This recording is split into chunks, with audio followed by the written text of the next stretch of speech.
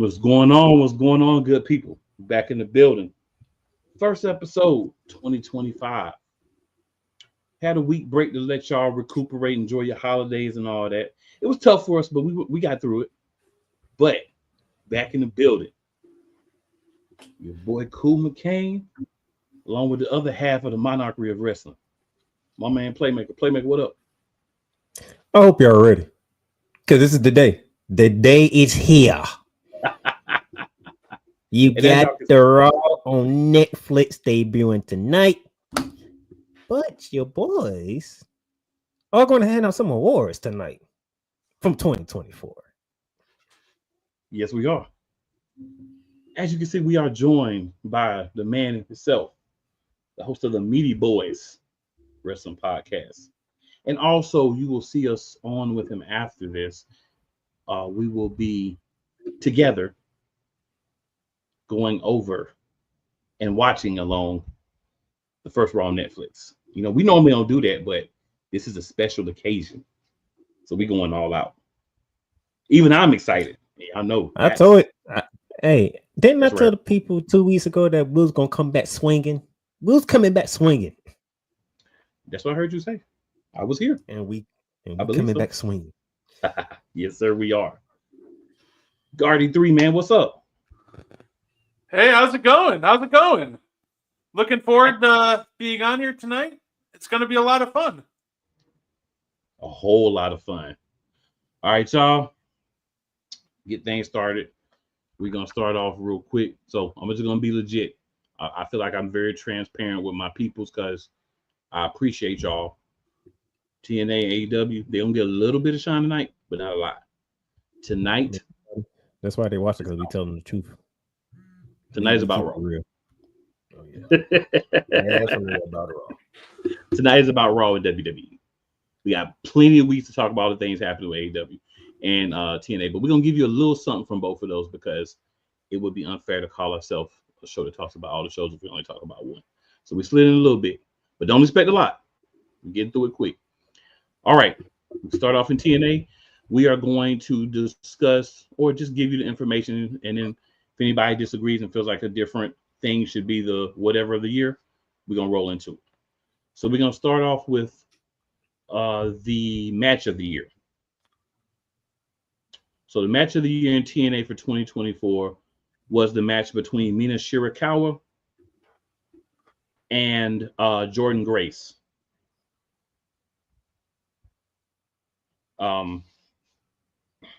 Excuse me. I said Mina Shirakawa. I'm thinking AEW. Masha Slamovich and Jordan Grace at Bound for Glory.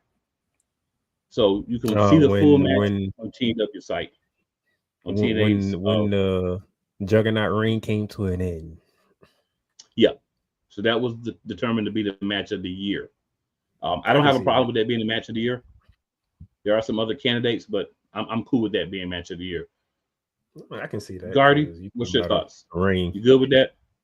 I'm cool with it. The only other match I really think off the top of my head that pops to mind that could challenge it, Josh Alexander versus Will Ospreay on TNA from earlier this year. I think that at the end of the day, Jordan Grace and Masha, I think that a great story though, and it was a great build-up, and the end of that reign was definitely monumentous. So I'm definitely all right with that winning match of the year. All right, and I don't think anybody will have a problem with male wrestler of the year. The male wrestler of the year, you say his name, he'll appear. Joe Hendry. I think that was obvious from probably March. Yeah, he's the male wrestler of the year for TNA. I'm pretty confident in saying we don't have to discuss that. I think that speaks for itself. It's going to be so sad when they lose in the WWE, but it is what it is. I said I wasn't going to do that. I said I wasn't. You couldn't help yourself. Not myself. That Royal Rumble debut is going to hit like crack. It is. Especially if they do a remix of a song. Knockouts Tag Team of the Year. And we will do one for TNA and WWE. We will not do one for AEW because they don't have an actual tag team division for women. So if you don't have a division, how can you really have teams? just people thrown together. So TNA's Knockouts Tag Team of the Year is Spitfire, which I don't really have a problem with either, and that's Jody Threat and Danny Luna. They won the titles twice in 2024. Say, like, they won the title multiple times. I mean, what Right. more is there to say? Not really much. Anything, Gardy? No, I'm totally fine with that one. They would have been my pick too, honestly. I mean, so far I'm good. X Division Star of the Year, Mustafa Ali. I like it. I honestly think the amount of time that he was there, and when he was the champion, was the most important the X Division Championship felt this year. Sorry, Moose. You know you're my guy, but you as X Division champion means nothing. You're a world champion. He still got that title. Yeah. I was waiting for him to lose it already, so he can get back to where he needs to be at. Yes. Yeah, so yeah, I thought Mustafa Ali was the right call here. He came in at an important time as a big name free agent for TNA, and he absolutely delivered. So I think it's the right call here. Yep. And then a couple more knockout of the year. Obviously, the Juggernaut. I mean, what are we talking about? Clearly. Exactly. Yeah. I mean, her name's the Juggernaut. Come on. The only reason she lost, in my opinion, is because, like Joe Hendry, she's going to be matriculating to the greener pastures of the WWE soon. Yeah, and real quickly, the way that they sent her out, very interesting. Now they've had the tapings and all those good stuff, and we had like one show. We're gonna get into that next week. So next week we're gonna catch you up with TNA, but we got you, but not this week. Joe Hendry had the going viral moment of the year. The one that I liked the most from Joe Hendry was when they was talking about Ryan Nemeth. And he did the video. It was like, he's the brother of Nick Nemeth. That's it. I thought that was a great moment. And he had the thing with the Hardys where they did the theme song with Joe Hendry and the Hardys and everything. That was cool too. But that moment where he roasted Ryan Nemeth to me was like the moment of the year. Don't know if you guys have any other thoughts. Yeah, I'd say absolutely. I love all of Joe Hendry's songs. That Ryan Nemeth one though is absolutely hilarious. So I completely agree with you on that. Hey, our brother Wise is in the chat. And he got something on there. What's up, Wise? Oh, and by the way, Happy New Year to everybody listening on the and also shout out Real Wise Radio, because we are in the building, locked and loaded on Real Wise Radio as well. So my man Wise says hello to my brothers. What's up, Wise? Then he says Speedball Mike Bailey. So I like Mike Bailey. I love Mustafa Ali. You could make a case for Mike Bailey, and I'm not going to argue. If we were doing like another person to mention, you could definitely throw Mike Bailey in there. If you like Mike Bailey more, I'm good with that. But for me, it was the character change. Mustafa Ali brought the great matches, coming off of the lackluster run in WWE. And I'm being nice when I say lackluster. I just felt like he added a lot. Guessing you're not a big Retribution fan? Not at all. So Steve Chambers says Joe Hendry won't be in the Royal Rumble because he's committed to the Jericho Cruise. So that is true, but if you look at the dates he's committed, February 2nd to February 4th, he's only committed till the day after the Rumble starts. So I'm not saying it can't happen, but there's still a chance because he's not part of the cruise technically until the day after the Rumble. But the real question is, would WWE let him work with Jericho since that is an AEW guy, which I'm sure they would. So there's definitely a possibility. Absolutely. All right, and then the one says, "Oh, that's my brother, Alex Alcazar, the Bear, Texas. What's up, sir? What's going on? Appreciate you checking us out." And Steven also says, "Seen TNA re-sign John Skyler, Ash by Elegance, and Masha Slamovich. They should have." And then, all Our guy Wise says Mustafa definitely deserves the award. Yeah, I mean, like I said, Mike Bailey had a great year as well, but yeah, I got to go with Mustafa. Just impressed. I wish they would sign him and bring him in full time, but they have to give him the same like level that they had him on. The one says tribalism in pro wrestling is a problem. It always has been and it always will be. 100%, I would say. He says, I used to be part of that problem, but I learned and changed. It's good to evolve. It's part of life. Big part of life. All right, so AEW. Two things we're going to talk about. And yes, no break until after we talk AEW. So we're going to slide through here. So there was an event called Wrestle Dynasty. This happened in January. We did also promise that we would go over what happened with what do you call it? I forgot the name of the event, y'all. Are you talking about Worlds Collide? It's not World's really terrible, End. but World's End. We also will World's discuss End. World's End. Just go through the matches. World's End. All right, so matches of importance. So we're just going to talk about the tag team matches that happened on January the 5th, or the title matches, excuse me, at Wrestle Dynasty. It was a co-promoted show between CML, NJPW, and AEW. So you have stars from all three of those shows that were part of Wrestle Dynasty. Ring of Honor as well, but I don't really even count Ring of Honor as anything but like SmackDown and Raw for AEW. Ring of Honor is like whichever one is the secondary show to me. So my thoughts. But yeah, who was all in this match before I give the? So the first one here is Sons of Texas, which is Dustin Rhodes and Sammy Guevara against a team called the House of Torture. The Sons of Texas, they won the match. That's, you know, one part. They ain't even from Texas. Yeah. And that was for Ring of Honor tag team title. So, I mean, you know, no disrespect to Ring of Honor, but until they actually brand it differently and actually make it feel like a real show, it's just a B show for AEW. And that's you know what we're talking about here. Master of the Tornado himself, Lord Tony Khan. So you know who we're talking about here. Yeah. All right, and then we have they're firing coaches and not firing GMs, but can't do wrestling correctly. Well, I mean, that's his daddy over there on that side. I don't know if he's doing the same stuff. I'm just saying, I don't know if he enjoys the power. Let's say the apple doesn't fall far from the tree. Fair enough, but I mean, the tornado powder can make a difference between the apple and the tree. I'm just saying. Just my thoughts. All right, then we had Mercedes Moné versus Mina Shirakawa.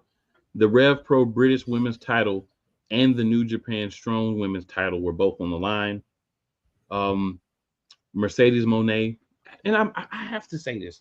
We have complained a lot on this very program about Mercedes Moné and her character. But I got to say, the matches that she's putting on and the fact that she keeps just piling up championships, she got 4 now. Quadruple Mercedes. Got to give a little props, right? Got to give a little props. Great match. It's been talked about online a lot. A lot of people were impressed with how they gelled, how they made the match go. And Mina Shirakawa has a lot to do with that as well, because it takes 2 people that really are on point to make a good match. And this was a really good match, a great banger between 2 really good women wrestlers. So shout out to them. Gardy, anything, man? Yeah, no, I thought this was a fantastic match. I think a lot of people started sleeping a little on Mercedes Moné after what we saw with her and Britt Baker at All In. But people forget that she is one of the most elite female wrestlers, arguably the most elite female wrestler on the planet.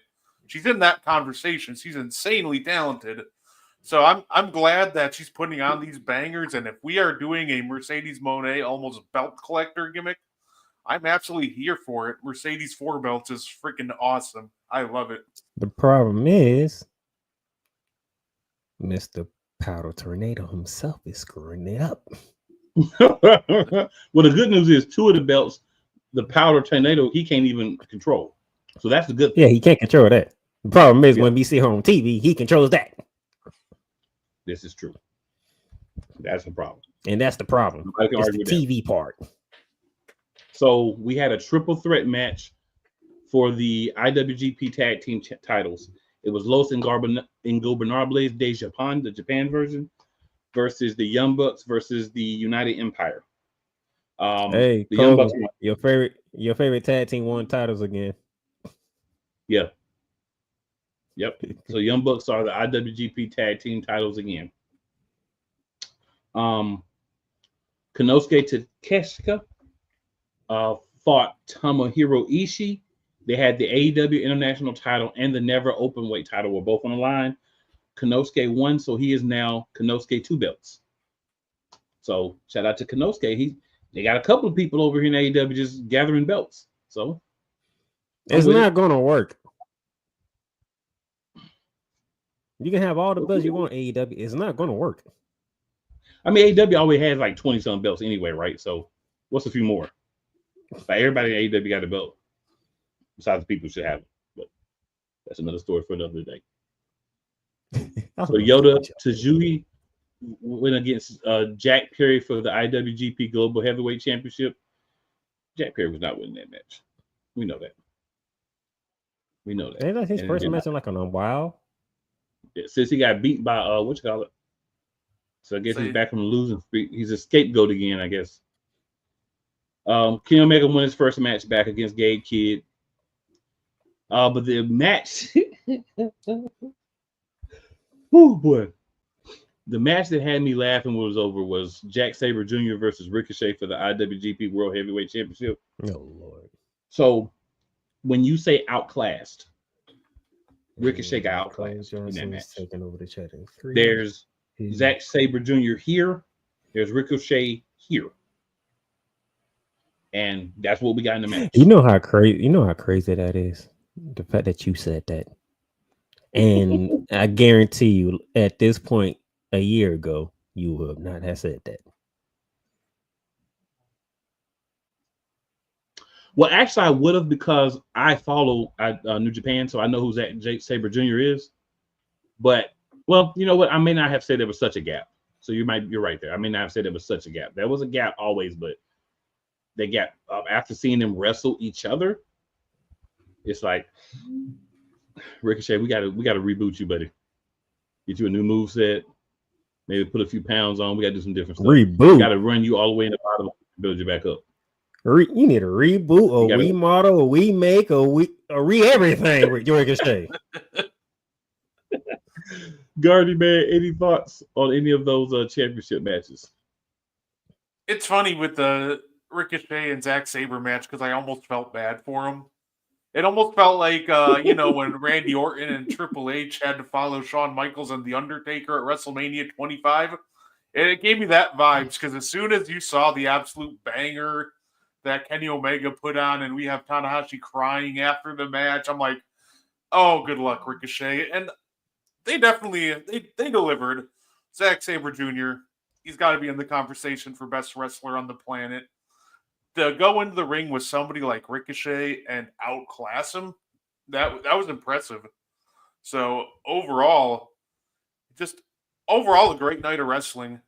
Like I loved it. Hey man, the chat is booming. Yeah, I love the fact that they had the different promotions together. So you had these matches that were all like interpromotional. So you got different teams from different promotions. So it's kind of like a Forbidden Door Part 2 in January. So not upset about that. All right, so now we're gonna move on here. The chat is on fire over here. The chat is on fire. Well, we'll stop for the chat then. For you, my guy. We'll stop for the chat. Hey, that's why we're partners. We got to make sure that our people know that we are paying attention. For you, big dog. For you. So let me get back up here.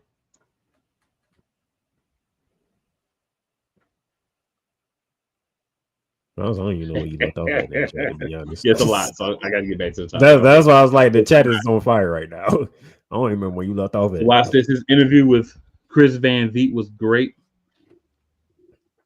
Yeah, it was. Oh, I guess I got to put it up for y'all to see it. My bad, y'all. I hit the wrong button. Then the one, another from the Silence Clan. I credit Darnell for that. Look at Darnell getting credit on here, helping people grow and all stuff. So what's up? BS 3 in the morning shift with Cole Johnson. He says, AW, get rid of the Death Riders. I'm not going to argue that at all.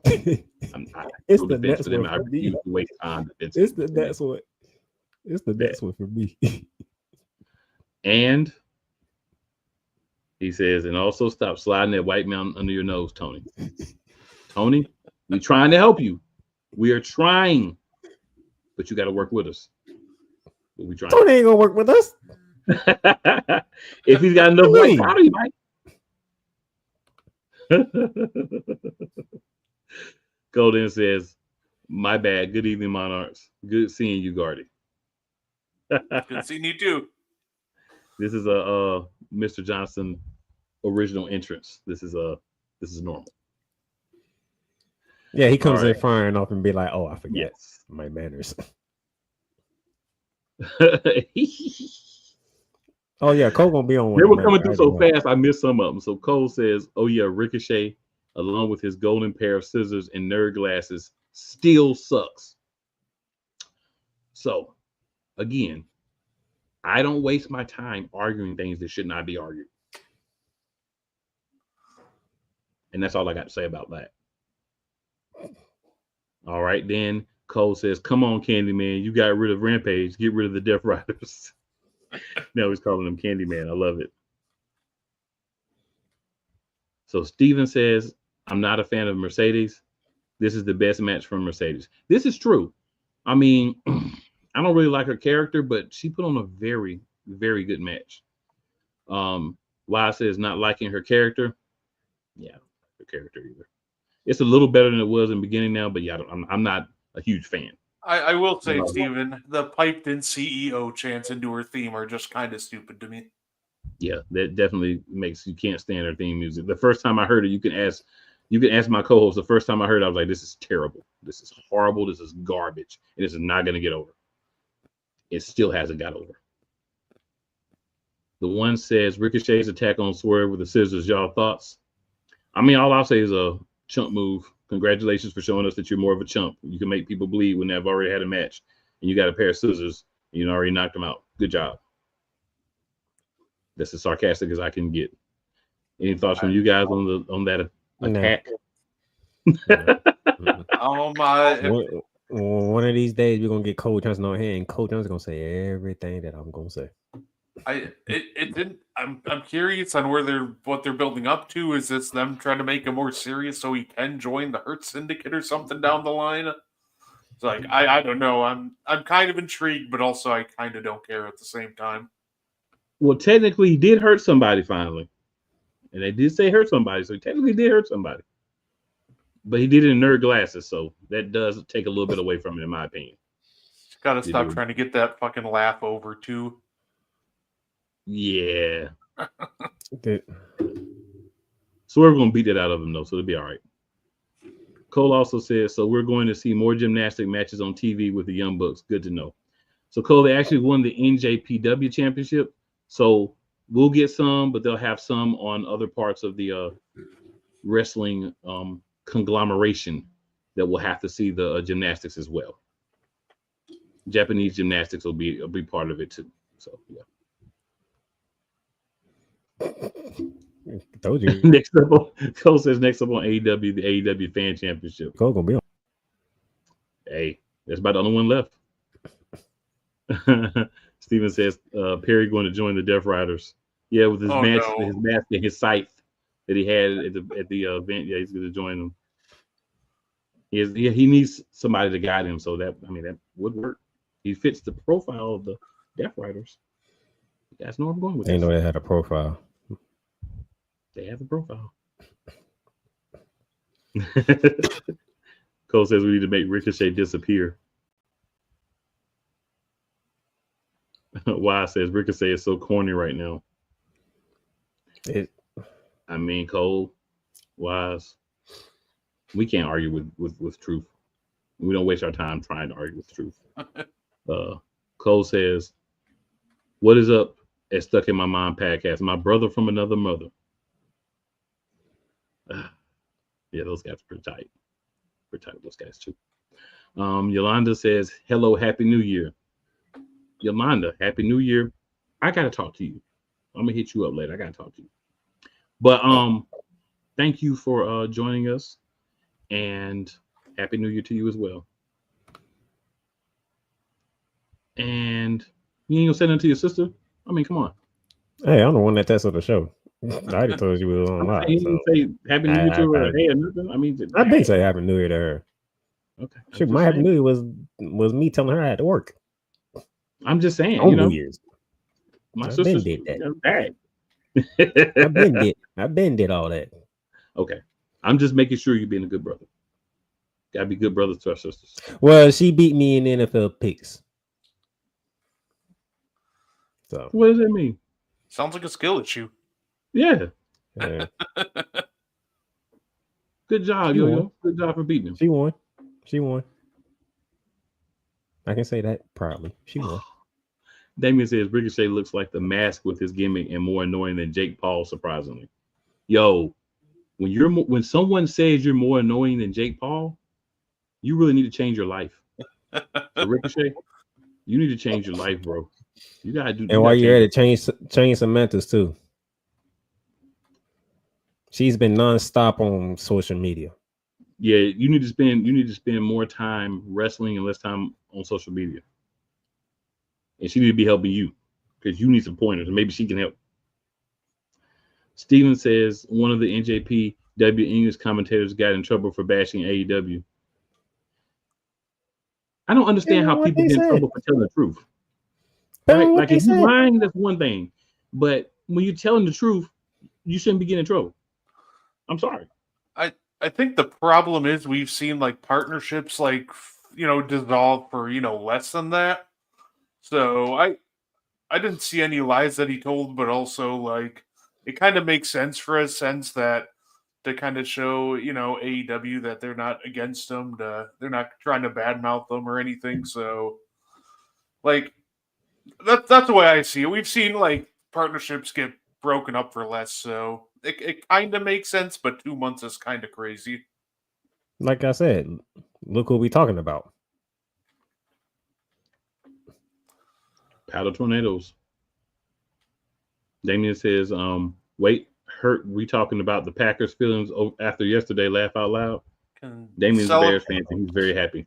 Can celebrate that all the way in Cancun, buddy. You got to get ready for the actual playoffs. You might as well. You got to enjoy what you can. The one says nothing wrong with Ricochet being nerdy and violent. The one also says we've seen movies with nerdy like assassins. This is true, but no, I'm not. This is true, but Ricochet, the way he's moving right now, trust me. It just says it's not clicking. It's not. It's not it. It's not clicking. It's not it. I'll say I agree with you, but what he's doing is not it. Like he's just not getting. Like he doesn't have the charisma to pull it off. Like he has the charisma of Hardcore Holly with even worse mic skills. Like I want Ricochet to work, but it's just not. It's just not working. He's got to be in a group, and he's got to get with a mouthpiece, whether it's the Hurt Syndicate or somebody else. Him by himself and him doing all the talking is never going to get him over. Ever. Yolanda says, laugh out loud.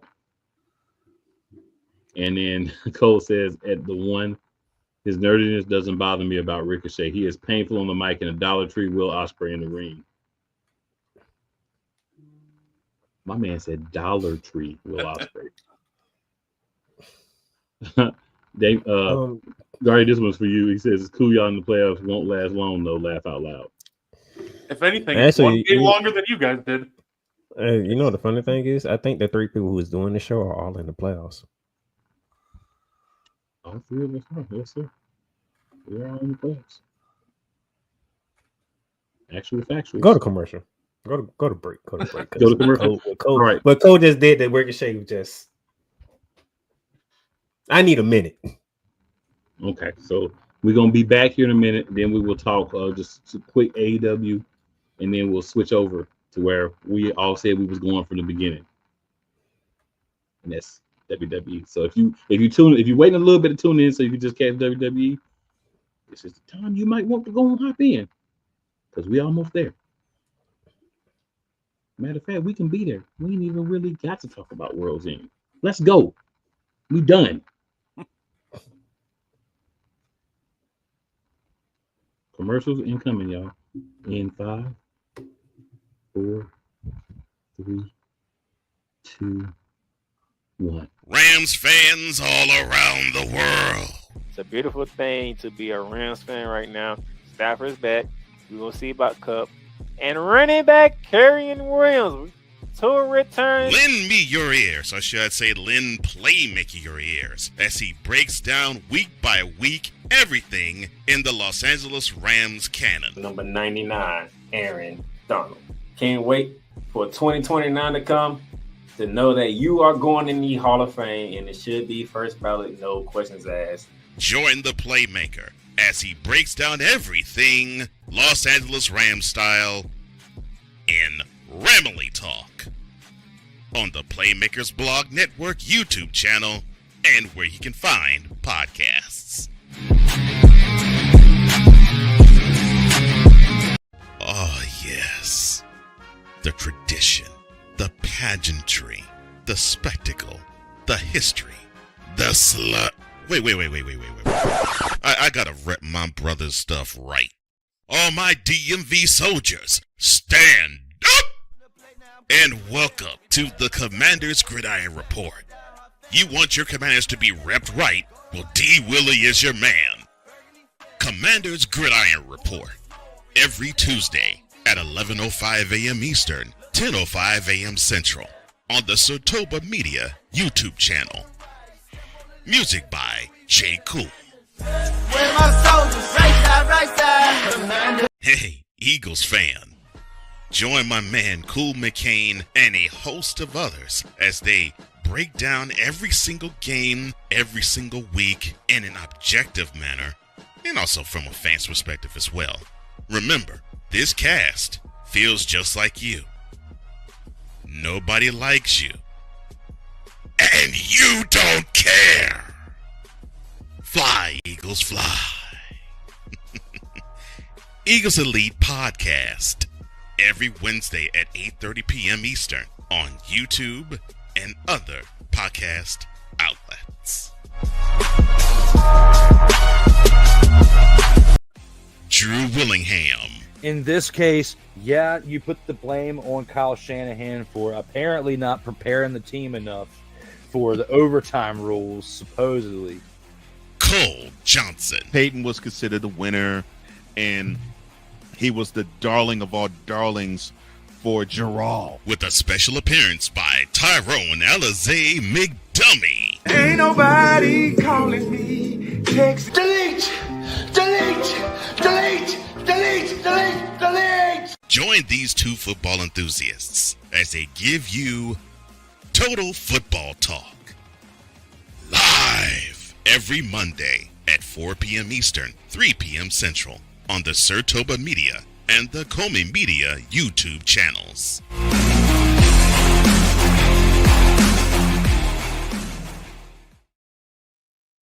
Shout out 502 Angel Radio, of course. Also, shout out Real Wise Radio. You're watching or listening to us on any other platform besides at Real Play Callers on YouTube. We appreciate you to hop on over, slide in, give us that like, share, and that sub. Also, Shade Sports Network, like, share, sub. And anywhere else that you hear this wonderful program, like, share, sub. We appreciate you. So I will at least take 2 minutes and give you some updates on World's End, because we did promise that. I got a little excited, y'all, but we did promise that, so we take 2 minutes. We'll run through that. It's not gonna take a lot. Did you even enjoy World End?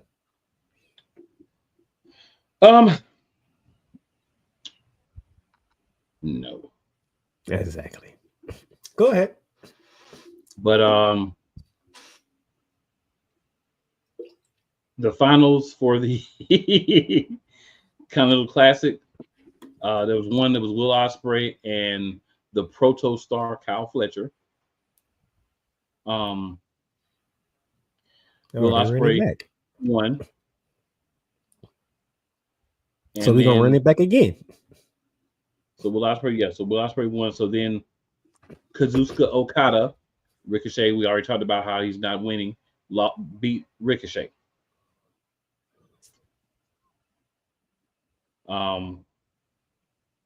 Renee Paquette had an interview with Will Ospreay backstage. They hyped up, the match because you got to have another match tonight because that's the way AEW wants to do it. When you stiff powder, you just do things. So that's what makes sense. Mariah May had a Tijuana street fight match against Thunder Rosa. What the hell is a Tijuana street fight? It could have just been a street fight. It didn't have to be no Tijuana street fight. That is disrespectful, Tony. It's disrespectful. Mariah won. MJF versus Adam Cole with a Dynamite Diamond ring. I just want to say, please, Tony, please take the Dynamite Diamond ring off of MJF or just do it like you do everything else that you don't like and just act like it never happened. One person having his ring since the inception of AEW is ridiculous. And it doesn't really have a purpose, but at least have a couple of people hold it. That's what she said, but that's another story. Just do better. So long story short, MJF got the guys are out there to help the Undisputed Kingdom. I have to make sure I say it right because it's kicked out. Then he used a low blow, and then he won the match with the Heat Seeker. But after the match, he tried to beat Adam Cole up, but Roddy Strong came to the ring with Kyle O'Reilly. So they both came. They got rid of MJF. They gave Adam Cole, I was about to say Michael Cole. They gave Adam Cole the diamond ring. He hit MJF with it, and O'Reilly hugged him. So now Kyle O'Reilly has left the conglomeration, and he's to the Undisputed Kingdom, where he belonged. I don't know why we had to do all this foolishness first, but so they're together. AEW International Championship match: Konosuke Takeshita versus Powerhouse Hobbs. We already know Takeshita won because he had the match.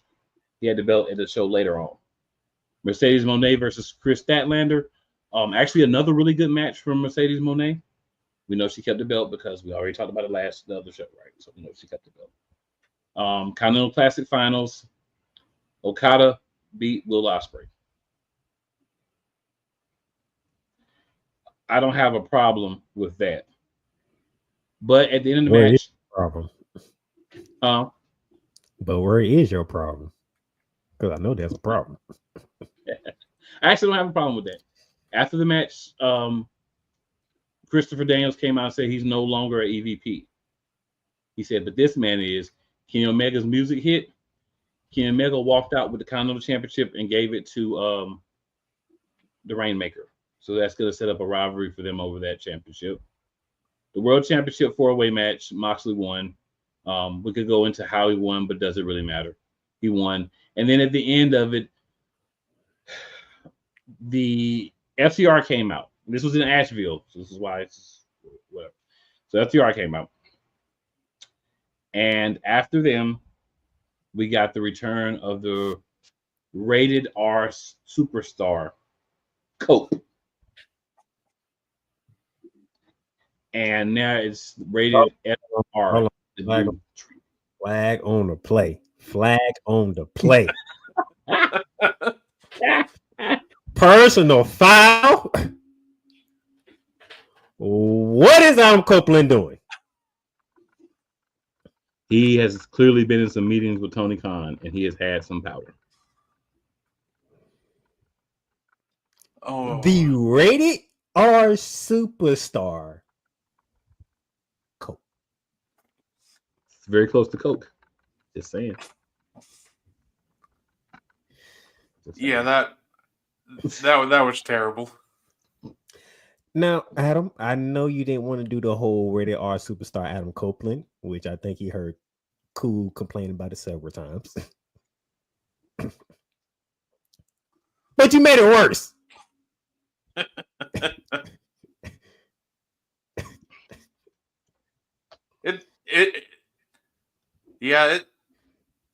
World's End, dude. Yolanda, go talk to your mans. Go talk to your mans, because I don't know what's going on with him. No, I was have gonna no say, idea. World's End. Had some really good in-ring action. The Continental Classic, all the matches were great, but just the stuff after was just mind-blowing. Like rated R and Cope. I don't need Cope in my life. I don't need Mox versus Cope, and I don't need, like, if Tony Khan's is gonna do what I think he's gonna do, and Cope's going to win the title just for Christian to cash in. I don't need that. I really don't. He still got that darn contract. Yeah. He's a coward. You don't want to cash him in. Of course. Everybody. Like the MJF, Adam Cole, Undisputed Era thing. It's like, what are you doing with that? I don't care about the Undisputed Kingdom. They were a disaster after last year at World's End, and they haven't done anything all year. And now I'm magically supposed to care about them? Like, yeah, because they got Kyle O'Reilly now, so now we've carried because they got Kyle O'Reilly. So Tony Khan, I don't know why I'm saying this to you, because I know you ain't gonna listen to it because you do too many tornado paddles and it's gonna go right off your head. But just because it worked in another company doesn't mean it's gonna work for yours. And you've tried this like 3 times since they've been there, and it's the whole Undisputed thing. It's just that is a NXT staple. That's not going to be top. It's not NXT.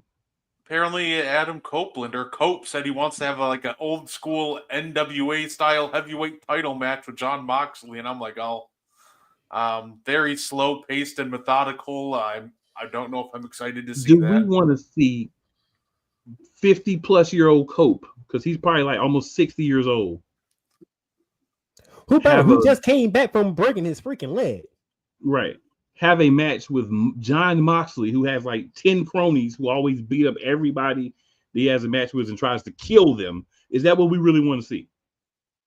And he's going to bring FTR. Like, that's enough. And then you got Christian running around somewhere. Lingering. He don't even come to the ring. He'd be like up in the skybox with a little contract, like. And he ain't Steve. Yeah. Yeah. You know what? Sorry.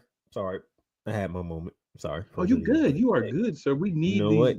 We need to get to these awards before we go Let's to Let's go. We need to get to all right. Awards. Okay. So men's star of the year for AEW and WWE.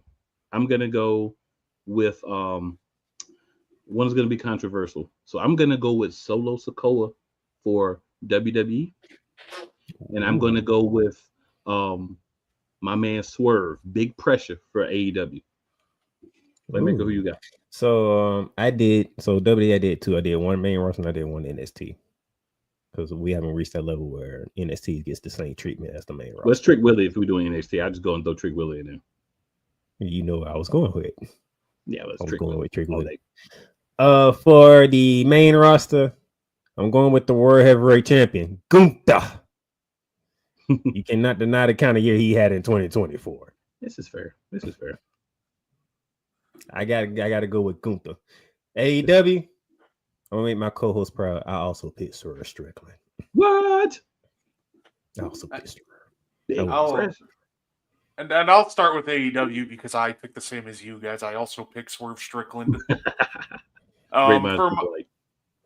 For my WWE 2024 Wrestler of the Year, I think it's Drew McIntyre, just from his complete bangers and the stories that he told. I think you can go many ways. I think you can go Gunther and you wouldn't be wrong. You can even go like Cody and you wouldn't be wrong. But the way that, Drew just put on a 10 out of 10 match every night, had the rivalry of the year with CM Punk. Like everything that man touched this year turned to gold. His Seth Rollins match at beginning of 40, a ton of fun. So I'm going to go with Drew McIntyre. I like it. So everybody's So on the same page with AEW, and we Yeah, we're on all the same. different in WWE. Yes, sir. I like it. So All right, female wrestler of the year Go ahead. for NXT. I went to the NXT Women's Champion, Roxanne Perez. You line them up. She keeps beating them. She keeps beating them. She's been on the road on the main roster. I think Mr. Kuma can't know who I picked on the main roster. I think we know who this person Would is. it be Thundercakes? It is mommy, Rhea Ripley. That's a good one. And then AEW, I'm pretty sure Kuma can't know what I'm about to say here, even though she's no longer timeless. But I'm not going to forget how she was timeless in 2024, and that'll be Tony Starr. So the only one I have different from my co-host is I'm going to go with the first ever North America Women's Champion, Miss Kalani Cakes herself. Other than that, I agree totally with Playmaker. Gardy, Yeah, no, it's funny because I have the same. I have Rhea and I have Tony Storm. I think those two are just. I think with WWE, you could have won Rhea or Liv Morgan. I thought Liv Morgan also had a fantastic year, but I think Mommy's year was just that little bit better. Was just a tad better, and I go with Rhea Ripley and Tony Storm. All right. So, feud of the year, I went with, to your credit, CM Punk and Drew McIntyre. The best feud of all of wrestling in 2024. So I went with CM Punk, Drew McIntyre, and Seth Rollins. Oh, you had a Seth in there. I had a Seth in there too. Okay. Right. I think that was a great trio. But I do agree. But I had to add Seth in there too because he had some mean, nasty things to say and some fisticuffs with both of those gentlemen as well. So I added Seth in there as well. Yo, feud of the year, sir. For WWE or just WWE, AEW, or all together? All together. Okay, because I think altogether, I think the best feud this year was just CM Punk versus Drew McIntyre.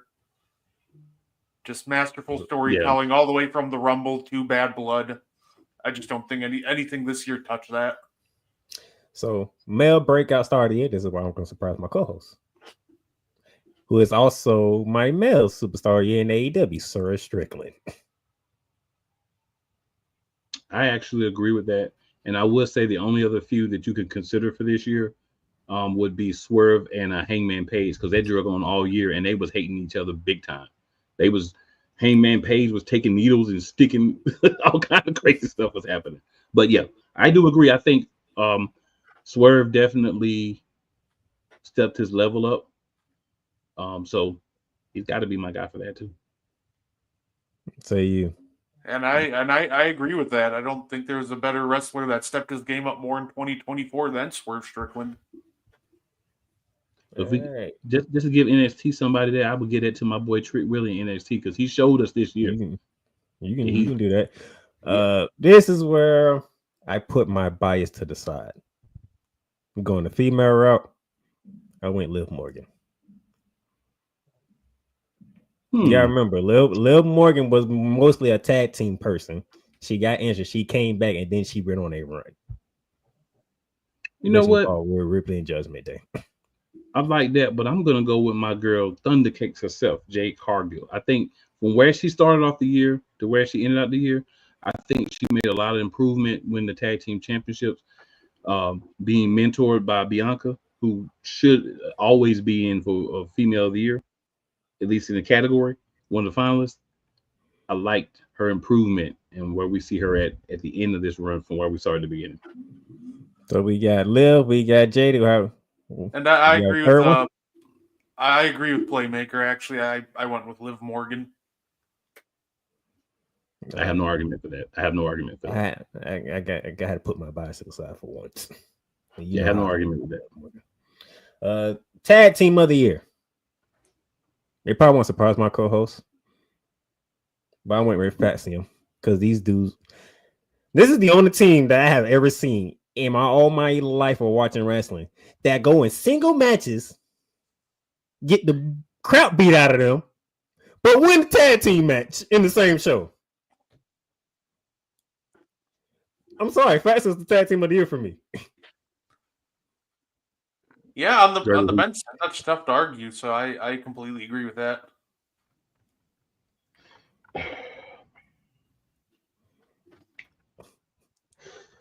It's I don't hard. think To cool. argue with that. I don't think cool would think it was going to hear me say Faxion. I did not think you were going to say Fraction. I did not. I went with Private Party because they finally broke through and got tag team gold. They've been on a constant climb to get there, but I ended up with them. But I'm not mad at Fraction either. Because you see, I'm like, this is the only team that I know can go in single matches, get the crap beat out of them, but still hold on to them tag team titles.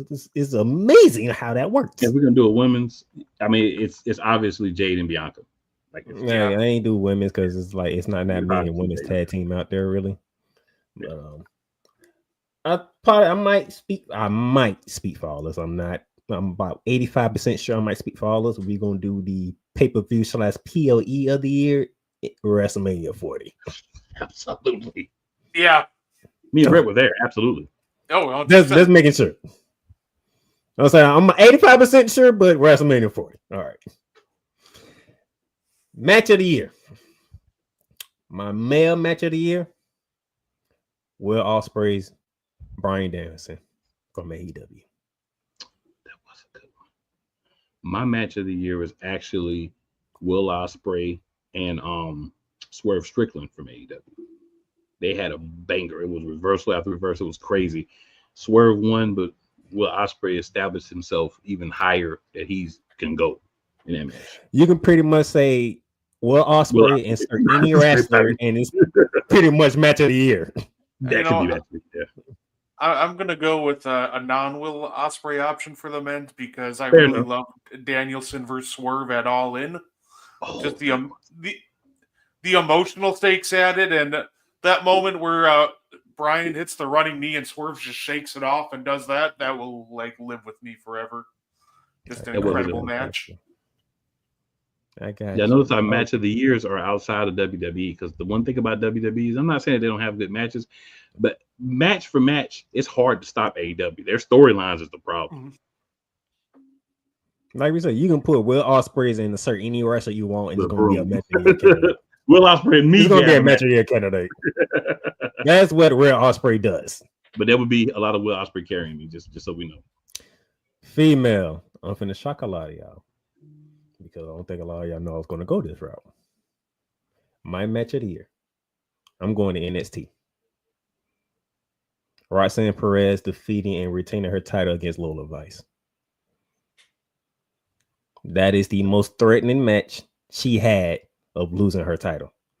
It took her to do full pop rocks to keep Lola Vice down for a 3 count, which included her doing it on the announce table, then getting in the ring and doing it again. That's how crazy that match was for the women. Gordy, who you got? I got one. I'm not sure if either of you guys are going to have this one, but I got Chris Statlander versus Willow Nightingale at AEW All Out. I thought that was a fantastic. Maybe it was less of a match and more of a brawl and a street fight.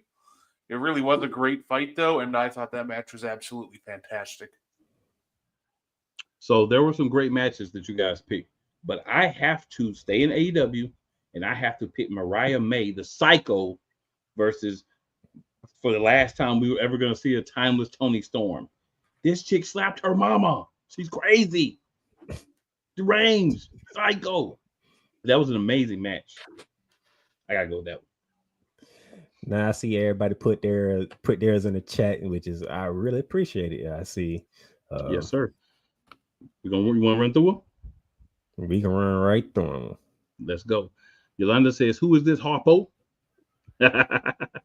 Cole says, "World's End. The best thing about that pay-per-view is that it's over, and it was at the end of the world. That's where the pay-per-view should be had." Damien says, "I don't know what's more dumber, Edge changed his name to Cope or his darn mullet." I mean, I could say they're both dumb, but that's a very valid point, Damien. Y says new episode of Mentality coming soon. Shout out to my brother. Oh boy. Ooh. Oh boy. For Mentality. When we go to Oh. break. That's the show you got to watch.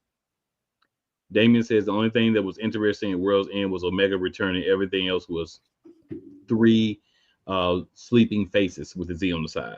For those of you who are listening on radio and can't see it live. All right, so Cole says a Tijuana street fight. It must have had a ton of Coronas and the finest Colombian cocaine known to man. I told you Cole would go. I told you Cole Johnson was gonna be on one tonight. Cole, we love it, bro. We love it. Cole also says, can Adam Copeland cope with that whack name? You ain't not. Damien Wise says, cope, please stop it. Yolanda says that is terrible, and you are all. And that's correct. hey, look, you know how I feel about Mercedes Monet, right? Yes. That's Edge to her. Wow. She loves Edge. Cole says just buy the trademark off WWE and call yourself Edge, or just be Sexton Hardcastle. Just take it old school. Just be Sexton Hardcastle. Let's do it. It's better than Cope. All right. Cole says Moxley versus Copeland. Great. So we'll see a match full of spears and DDTs and a couple of Death Riders, because you know that's the name of his finisher too, which is stupid to name a group after your finisher. But he changed his finisher name again. Christian named a person after his finisher too. So you know, it's whatever. Damien says I'm starting to think Adam Copeland doing lines with TK. Well, Cope is doing lines with TK for sure, in my opinion. Y says something is missing. Oh yeah, Bobby Fish. It is an important piece, but he quit AEW. Cole says Adam Copeland is 51. I know Cole, but he looks like he's like 65 though. You gotta admit, he looks like he's 65. So just aging him up a couple of years blasphemously. It felt like the right thing to do at the moment. But I respect the fact check. But yeah, blasphemy is my middle name. Speaking of blasphemy, Damien says, hey, at least Cope isn't as dumb as Jeff Jarrett thinking he can win AEW title. I don't even want to talk about that. That's ridiculous. Challenge for the AEW World title got to be 50 and up. Sorry. So it sounds like.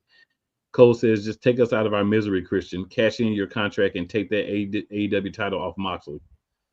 If he catches him by himself in the back in the corner, he might. Cole says, I can't fault you for your selection. Cool. Thank you, sir. Yolanda says, just the man. See, we weren't doing just the man, Yolanda. I knew it. I didn't see it yet, but I said, Yolanda going to say something. I know she is. We did the women, too. We got you.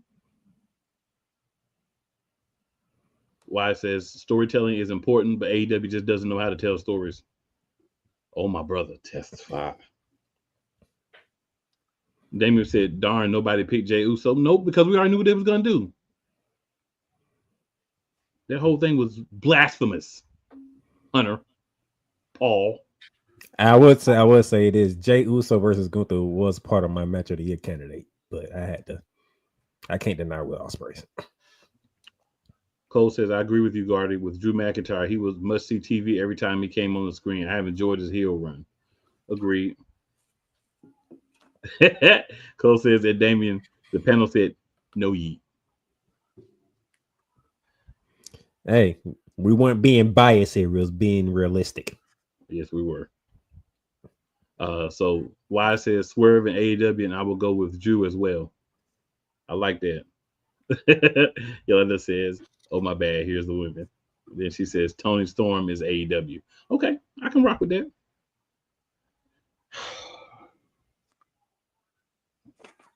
Read that. It's Chelsea Green in WWE. Sorry, I tried. And why is telling me that Chelsea Green is his female breakout of the year? Is that what Wise is telling me? He says Tony Storm in AEW. Oh, I know that's his female. That's female of the year. I'm sorry. Yolanda says, "Boo, live." Yeah, I wanted to, but hey, we're being honest and correct here. Okay, I had to give her flowers. Thank you, Cole. Cole says AEW Women Wrestler of the Year, I have to go with Mariah May. I can rock with that too. Damien says men's Braun Breaker, Swerve, women's unfortunately Liv Morgan, Nia Jax. Okay. I don't have a problem with those. Cole says women WWE Women Wrestler of the Year, Liv Morgan, because she has done a fantastic job playing a blind, mindless thirst bucket. I think we could put something else for thirst, but I appreciate you keeping it PG. Why says feud of the year, CM Punk and Drew. I think Damien sliding with you on that one. Feud of the year, Swerve versus Page. I'm good with Damien and Drew too, though. I'm good with, like I said, I feel like you got to add Seth in because they give you the other pieces, especially that match where he was the referee. That was hilarious. Cole says wrestling feud of the year, any federation, Punk versus McIntyre. And he said that capital letters, any federation, any. And that Yolanda says, whose house? Swerve's house. And Y says Swerve and Page at AEW, definitely.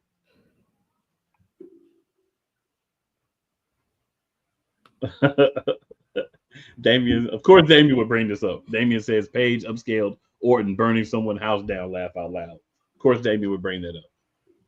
That is Damien, and I respect it because he's consistent. TNA, Cole says Joe Hendry, and you need to not talk about anything else. Oh, we absolutely did not, sir. You missed that part. We did not talk about TNA because we already knew we already had talked about TNA at the beginning. We kind of brought it out because that's what we talked about with TNA. Damien says Jordan Grace. Exactly. That's why we ain't talking about TNA. It was a foregone conclusion. It was going to be Joe Hendricks and Jordan Grace in TNA. Y says breakout star Trick Williams and hey, Miss Parker, Jada Parker. Anytime you mention Jada Parker, Lash Legend, certain people, I'm gonna give you the Stephen A. Smith version. You'll never get an argument from me. I thought all people were doing Stephen A. Not you. Anybody that's part of the Cake Brigade, I'm with it. All right, Damon says tag team private party. No Diddy, laugh out loud. Wells also says private party for tag team. Oh man, that's a good one, Damien. I appreciate it. Cole says PLE of the year, WrestleMania 40. Absolutely. Wise also says WrestleMania 40. Female match of the year, Damien says Willow versus Statlander. That is, like I say, to have to pick one, that's hard. Cole says match of the year, Rhodes versus Reigns. The Undertaker's appearance put it over the top. There's an argument to be made there. And then Seth and everybody getting involved. There's an argument to make there. That was a hell of a way to finish the story. Yeah. I would say that. Yeah, I'm not mad at you. Yolanda says Bad Blood was it for me because I was there and met my girl Bianca. Yeah, you up in the suite. I feel you. And Jade too. Yeah, if I met Bianca and Jade, Yolanda, that'd be my pay-per-view if all the matches sucked. All of them. So I feel you. I'm just saying, I feel you. Y says Priest versus Gunther. Cole says female match of the year, Liv Morgan versus Rhea Ripley SummerSlam. I was surprised that Liv looked good in that match, wrestling wise. That makes sense. Damien says male match of the year, Punk versus Drew, even though the storyline was about a stupid bracelet. Right. That was all over that man's private area, and you kissing the bracelet and holding it. So I'm not going back into that. There was no hand sanitizer exchange before that happened. So. Damien says Jimmy Hart, who is 81, looks younger than Adam Copeland. Oh man. Oh wow. Jada Parker. That's not bad, but I mean, if you're gonna have a cake of the year, you have to think. I'm gonna have to probably go with Lash Legend. Those cakes are legendary. Leave it a Wise, dude. Leave it a Wise to bring that one up. I'm feeling you, Wise. I'm feeling you. Playmaker didn't want to do cakes of the year, but I'm feeling you and thank you. He didn't even bring up cakes of the year. Why I said it? Now he all in. Thank you. That was not in the group chat. It was not, sir. It was not. So you weren't even thinking about that. So you gonna look me in my face and tell me I wasn't thinking about cakes? You gonna look me in my face and say I wasn't thinking about cakes? When it comes to the chat, whatever you think, you message me with it. But I felt like if I put cakes, you would be like, "Come on, man." So I didn't put cakes. I actually had typed cakes in there and I deleted it. Me and cakes. It's like metal and magnets. Come on now. I'm surprised you ain't choose Bailey. If there was a number 2, yeah, I caught you on that one, didn't I? If there's a number 2, it would have been better. I'm just saying, cake for cake, roundness, fluffiness, extendedness, and everything. And why you playing? They calling Naomi groceries, so she might have all of them beat. They're saying that's what's going on social media. They said they're calling the groceries. That's Jimmy wife. That's all I'm gonna say. Now we doing wives now. But Last Legend is dating Trick Willie. They just dating. They ain't married. Y'all know that if we're doing all-time cakes, it's Naomi. It's Naomi. Naomi has been caked up and caked out since the moment she started wrestling, and those cakes have only developed. They have not decreased. Thank you, Naomi. Cool. Why do I have a feeling you have like a top 10 cakes list of all time? Top 10. He got a top 100. You talking about top 10? He got a top 100. Every promotion we talk about, he know who has the cakes. And even the ones we don't talk about. It's an innate ability. Even the ones that don't get the TV time, he knows. This is true. This is not all right. So this is what we're gonna do. We're gonna play our mentality commercial because we need y'all to know that's the show. We just gonna hit mentality, then we're gonna come back and give it to y'all. WWE, no Diddy. Everything Boston. I love you morons. New Kids on the Block, New Edition. Dear whatever the law firm is. Sincerely, the U.S. Supreme Court. Ben Affleck, Matt Damon. Go yourself again, Jason Whitlock.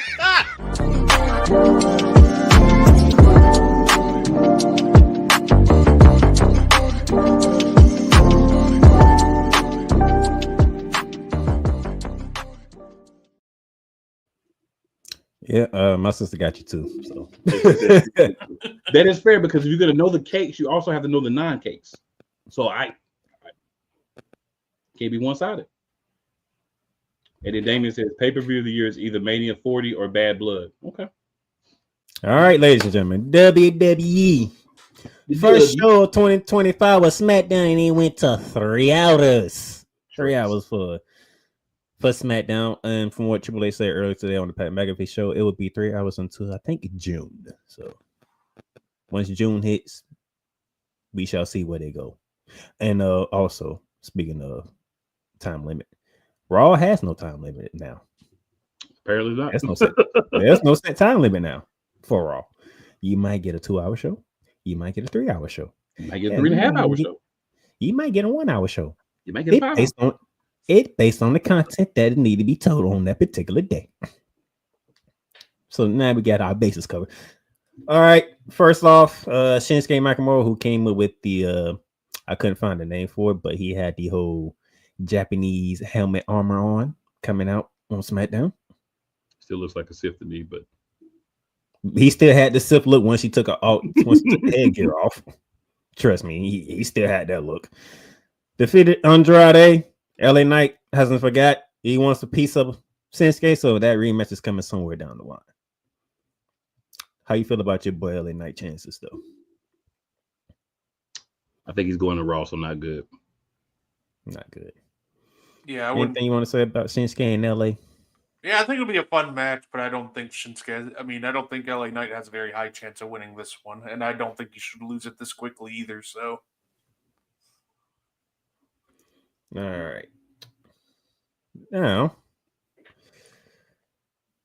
Cody Rhodes, Cool McCain's favorite WWE star. Cody Rhodes. You be killing me. I know you do. I try to defend you, and what do you do? Killing me. He has put himself in a ladder match with Kevin Owens with a bad freaking neck. And we're gonna not only hang the Universal Championship title up there, we're also gonna hang the Wing Eagle Championship up there. So guess what? You have to grab both titles to win, and that's at the Royal Rumble. And the reason why I brought this up because I know how my co-host is. So go ahead and talk about your man Cody Rhodes, because I know you was disgusted. I know you was. Cody, stay at home. You're hurt. Stay at home. Stop trying to fight people. You're gonna get beat up. Your neck's gonna get worse. Stop it.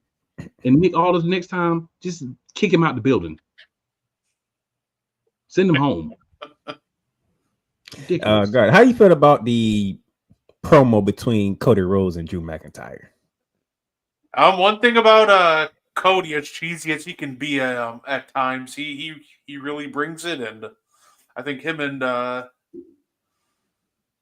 Drew had a little bit of a fun promo, a little unexpected with Drew coming up to give him a hug, but overall just a fun interaction between them. I think that was a little callback to them in TNA like 7 years prior. So overall, just a fun promo with some fun callbacks in there. All right. So we have a situation going on in the tag team division.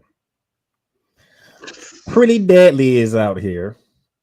Just lying about who took out the Street Profits. The previous week before the New Year, they said that the Legado del Fantasma took out the Street Profits. Street Profits them had a mess. It was what it was. Fast forward to this Friday. Santos Escobar did not forget. He figured out why his team was in that position. The liars that are Pretty Deadly. And thanks to Apollo Crews, who came out and said, we all know who did it. DIY. I was there. I see. They confronted Apollo Crews. They got confronted by Legado del Fantasma. And it's going to be some fireworks popping off. But as you know, you got to break everything up in the backstage area. They escorted Legado del Fantasma from the backstage area. And here come the tag team champions themselves. Playing it off like they ain't do nothing wrong. And we all know they did it. We all know they did it. By the way, we know what y'all want. Y'all want our titles. But we need to make sure that we keep these titles at any means necessary. So that we can give y'all a title shot. Because they had to defend their titles against Motor City Machine Guns. Fellas, we know how the match ended. And this is the type of way that we don't like how matches end. Okay. 4 tag teams, 2 of which was only legal. The other 2 shouldn't even been in the ringside, but they was, and then they end up spilling in the ring. So how we feel about our tag team division on SmackDown right now? Fatal 4-way for the tag team champions. The winners got to face the Street Profits. That's where I think we're going. That makes the most sense to me. I do like the fact that they are trying to tell a big, nice little multiple stories here with a couple different tag teams. I think they're setting up a fatal 4-way real nice, and a DIY versus Street Profits or whatever they decide to go will be an absolutely fun match. All right, there we go. Absolutely. Maurice Powell, thank you for joining us. What's good, sir? How you doing? Mo, what's up, Mo? See you in like 10 minutes, Mo. Yes, sir. We'll all see you in 10 minutes, Mo. Now, Paul Heyman gave a hell of a promo on SmackDown. Solo came to talk. No fisticuffs, no sneak attack, no nothing. Just a man-to-man conversation. How we feeling? I liked it. And I got to say, there's been a lot of memes about Solo's music, and I got to admit, I do be rocking with Solo music on. I'll be out there like Jacob Fatu. The joint's hot. I'm not going to lie. But his music says I'm taking it all. If you listen since the beginning, he told you what he's here for. That I like no, it. that song is an absolute banger. It's something I probably annoy my neighbors with as I'm coming home from work at 1 a.m. All they hear is "We taking it all." Yeah, but Paul Heyman could sell anything at this point. Just another fantastic promo, and Solo Sikoa, he's been growing into his own as the tribal chief. I really love it. As soon as he almost stopped trying to be like Roman 2.0 and started being Solo Sikoa, his popularity's exploded, and he's been absolutely fantastic. By the way, Bloodline 2.0 did beat the OGs. Just want to get that in there because the main thing we need to talk about is the thing that made my night. The Women's World Championship was on the line between Naomi and Nia Jax. Tiffany was nowhere to be found at first. All of a sudden, we got to that critical part of the match. Tiffany shows up. She was like she was going to cash in. Smash Naomi with the briefcase. Nia Jax does the Annihilator. 1, 2, 3. Nia Jax is still your champion. Tiffany has the champs back. Everything's all good. Bianca checking on Naomi. Nia just wanted to get her some Bianca Belair. We know how we all know how she feels about at Bianca Tiffany's Belair. behest, by the way. Yeah, Tiffany suggested it.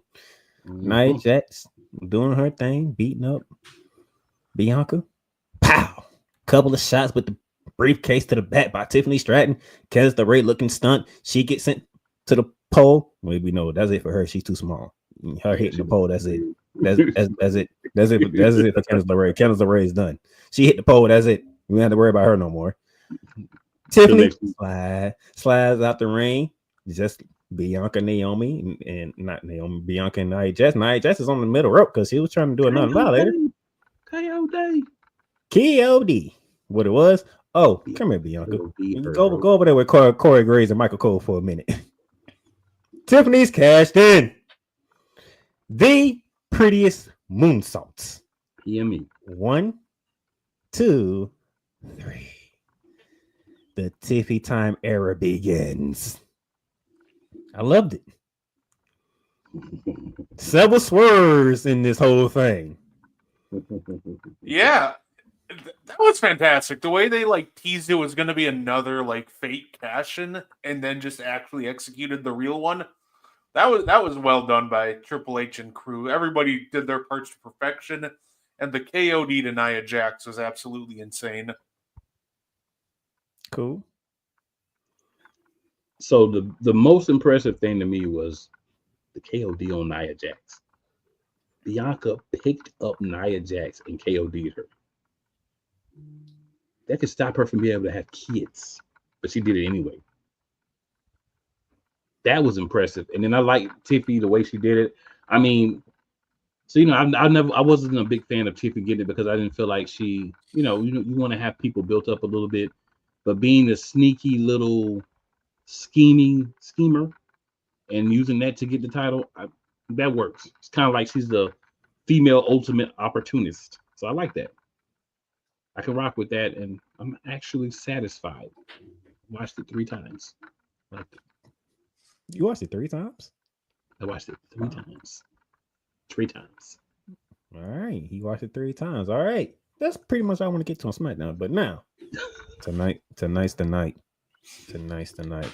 We have a PLE type of card tonight, gentlemen. We already know what the main event is. No, we got a Riyadh, Saudi Arabia card tonight. CM Punk, Seth Rollins is the main event. We do have tribal combat for the Ula Fala between Roman Reigns and Solo Sikoa. The Rock is in the building tonight. Does he play a part in that match? He is in the building. Pat McAfee's gonna be there. Pat McAfee's back on commentary with Michael Cole, Joe Tessitore, Ray Barrett. We don't know about Corey Graves yet, but for right now, it's Joe Tessitore and Ray Barrett on SmackDown. We could see Corey Graves with them. And probably filling in whenever, because McAfee's gonna leave and go do college football, so he'll probably be the fill-in for that.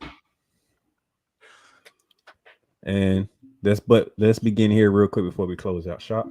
Yes, sir. The beginning of the end. Those of you who don't know what I'm talking about, The beginning of the John Cena retirement tour begins tonight. What I'll be looking forward to when it comes to Mr. You Can't See Me. The first person who can't see him, I'm curious who's that's going to be. Agreed. I know At the the end, rest. like that's what I'm curious. Like, how do we get? Is it just going to be he's entering the Royal Rumble match announcement? Are we going to get a peek at his actual first opponent? I think it's going to be real interesting. All right. This is the match we've been waiting on. Rhea Ripley, Liv Morgan for the Women's World Championship. Does Mommy get her title back? She got to. I think so. I think the money match you're trying to set up is Rhea versus Bianca at WrestleMania. So I think you go that route, and I think Liv loses tonight. All right. Now, besides The Rock possibly playing a role in the Tribal Combat match, do you see anything else The Rock can do tonight? I feel like he's gonna confront Cody, and he's gonna confront Roman Reigns. I feel like he will interfere in the Tribal Combat and cost Roman Reigns. Yeah, I think he'll get involved in Tribal Combat at least. What else? I'm not sure. It'll be interesting to see. All right. Because remember, he told Cody at the Raw that we were at, Brett. He's coming for him. He's coming for him. Title or not. Yeah, and his movies bombed, right? Red One. It was actually watched. It was a good movie, but it bombed. Yes, it was a good movie. It That's a good movie. I leave Hollywood for a while so you can slide on in here and be Hollywood Rock for a few months for us. It might have bombed with the critics. I don't think it bombed with the fans. I think the fans actually enjoyed it. Well, a lot of people were complaining because it didn't have more Christianity involved and had the demon and all that different stuff in there. So that was a lot of people's complaint about it. But the movie itself, for what it was supposed to be, I thought it was cool. And real quick to close it out. Seth Rollins or CM Punk? Give me Seth Rollins. I think this is going to be a trilogy, so I think you give Seth Rollins the first one. Yeah, I think Becky comes back into Seth. Ooh, Becky comes back. Oh. The return of the man. If the man returns, you know somebody else is returning too. So not tonight, but they'll be back soon because the man's back. We haven't seen her in a while. I wonder if she's gonna skip around the ring again. I hope so. I hope we get a mixed tag match with Punk and AJ. That is definitely my dream. So all right. That's going to do it for your first edition of Monarchs of Wrestling 2025. But we're not done. We finna head over. We finna get ready to watch this Raw on Netflix debut. So Kuma can go ahead and get us out of here. So I'm going to go through some of the last comments we got here for everybody so we can get moved over and get things popping. But, we like to try to get what we can in here. So Damien says SmackDown first ever 3-hour show wasn't that bad until Tiffany won the cash in. That screwed my prediction. Well, she was going to win when she cashed in. He said this match should be at Raw on Netflix. I can feel that. Pretty Deadly live up to their name because they're about to die. Laugh out loud. Don't freeze on me now. There we go. All right. Mo says his music slaps. Talking about Solo. Damien says that song way better than the Judgment Day new song. Mo says love Tippy.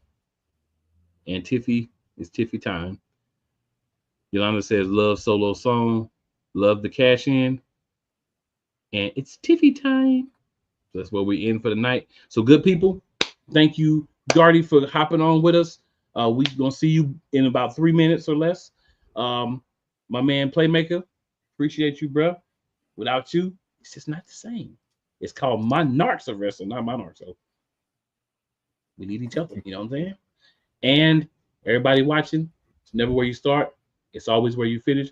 And you thought I forgot, but I didn't. 4 friends that you think are your friends, 4 people who don't like you. You tell them all. Just because they don't like you, I guarantee they will like us. Let's go. We'll see y'all next week. Y'all know the time. Y'all know the spot. You know what I always tell somebody. Tell a few people. Tell them. And happy 2025. Yes, sir. Happy New Year, y'all. We all made it. And that was going to be trouble. Trouble.